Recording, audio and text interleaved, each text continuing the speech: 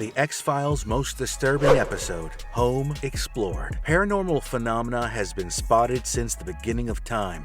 UFOs, ghosts, and spectres have been spotted all around the world by young and old alike since time immemorial. We see astral beings in ancient paintings, tales of the dead that have come back to life, and even family stories of miracles with a paranormal edge. But sometimes, all we want to do is kick back, sit in front of the TV, and indulge in a bit of fictional, spooky entertainment. And the X-Files have been just that for millions across the globe since 1993. Chris Carter developed The X-Files, an American science fiction drama television series. Fox Mulder, who is played by David Duchovny, and Dana Scully, played by Gillian Anderson, are special agents of the Federal Bureau of Investigation and investigate X-Files, neglected, unresolved cases involving paranormal occurrences. Before we go into our explanation, we have a very small request. If you like our content, please support us by subscribing to our channel. This is a small click for you, but for us, it means a lot. Thank you. Let's begin.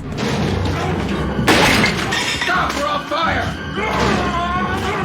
Home, a horrifying tale like no other. The episode starts when a woman, subsequently revealed to be Mrs. Peacock, gives birth to a severely malformed kid, which 3 of her sons bury during a wild storm in a nearby field. The next day, 3 local youngsters notice the infant's hand coming out from the earth. Fox prohibited the rerun of this episode, owing to its horrific nature, the reference to incestuous relationships, and the brutal murders. Subsequently, it has been shown in syndication and is available on the Season 4 DVD collection. It was also the first episode in the program to be labeled as viewer discretion advised. When the 2 detectives arrive and begin investigating, Mulder tells Scully that he'd want to settle in a place like this if it weren't for his profession. Mulder asks the sheriff named Andy Taylor if the house closest to the site, the Peacock residence, has been interrogated about the infant. Taylor informs them that it is a Civil War-era house and still lacks power, heating, and running water. After they were killed in a car crash a decade ago, no one has seen the parents, so there are most likely only 3 brothers. Taylor also implies that the members of the family are incestuous, as the Peacocks observe from their foyer. Scully examines the body and notes that the infant seems to have a large number of congenital disabilities. After a brief inspection in the restroom of the police station, they learn that the infant was buried alive.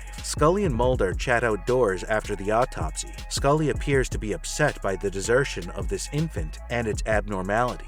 When she wonders about Mulder's family, he states that the Mulders passed the genetic muster. Furthermore, Mulder believes this is an instance of the siblings getting rid of an undesired baby. Scully feels the infant was not the consequence of a chance union and is inbred. Because the Peacock family is an all-male home, Mulder and Scully believe this is an impossible task. Later, the pair goes to the residence of the Peacock family and knocks firmly on the door, believing the biological mother may be abducted. Mulder is ready to enter the house, but Scully worries they don't have a good reason. They go inside, weapons armed. After taking a peek inside, they find bloody shoe prints that match those observed at the crime site and a dirt-covered spade. They flee after collecting evidence, unaware that they are being watched. The Peacock home was initially featured in Season 2's Aubrey. Even before the episode, it had been regarded as an ideal setting. Later in the evening, Sheriff Taylor phones Scully to tell her that he has issued arrest warrants for the Peacock siblings. Later, we see the Peacocks depart in their vehicle, and the sheriff appears worried back at his house. His missus placates him before they retire to bed, accidentally leaving their main door open. The arrival of the Peacocks terrifies the already frightened sheriff, who instructs his lady to hide. He equips himself with a baseball bat and launches an attack, but is swamped by the Peacocks, who are equipped with handmade clubs and brush off his onslaught. Before fleeing, they violently bash the sheriff and his spouse to death and leave while blasting Johnny Mathis's Wonderful Wonderful. Scully and Mulder arrive at the residence of the sheriff the following day to discover Deputy Pastor smoking in distress. He delivers the lab results to them and informs them that the vehicle driven by the Peacocks belongs to a lady from Baltimore before it was abandoned. Mulder observes the bodies and remarks that the Peacocks really beat the 2 up like troglodytes. The findings confirm many of Scully's suspicions, but to a degree, she never managed conceivable. They also indicate that both of the parents of the infant were Peacock family members, which Scully fails to comprehend since no female in the Peacock family has been cited in years. Eager for retribution, Pastor promises Mulder and Scully that he will offer backup to rescue the alleged missing lady, whom they suspect might have birthed the infant. The FBI investigators are baffled as to why the sheriff is murdered, given that nobody could have learned about the arrest warrants and believes someone was in the residence when they were investigating.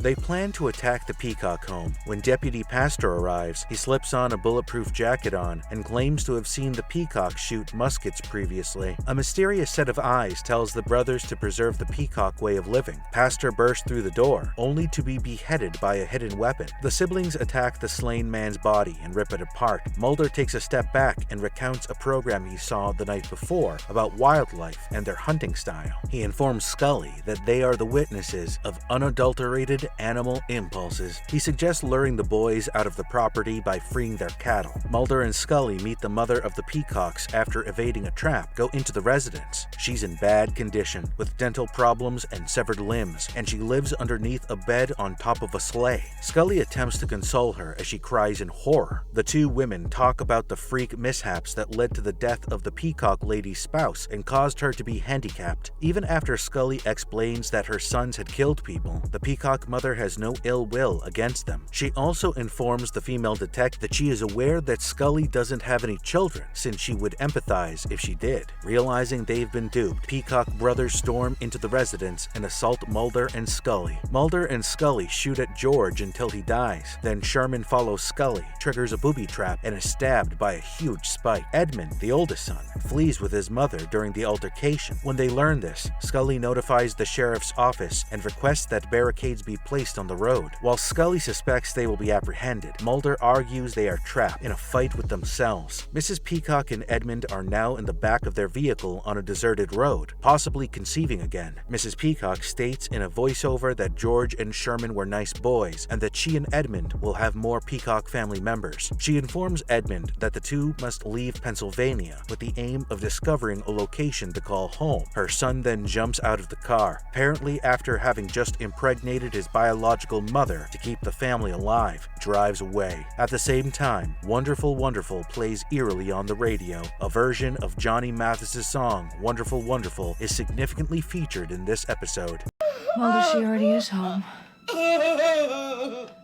It's Mrs. Peacock. The Peacock Family. Mrs. Peacock was a Peacock family member from home, Pennsylvania. Edmund, Sherman, and George Peacock were her children. Mrs. Peacock and her spouse were involved in a horrible vehicle collision in 1986, which led to his death and the mutilation of her limbs and legs. Her sons carried her home and healed her injuries, but she was kept on a sled beneath the bed and fed regurgitated food. Mrs. Peacock subsequently submitted herself to incestuous sexual relations with her sons. This was an attempt to keep the family thriving by having additional offspring. Mrs. Peacock's intercourse with her boys was discovered thanks to a DNA test from an infant her sons buried alive, whose molecular fingerprint is believed to have tripled into cell metaphase. Mrs. Peacock gives birth to a young infant in home, Pennsylvania, who was sired by her three children, Edmund, George, and Sherman, who, on the other hand, buried the infant alive on a baseball field at night in the pouring rain.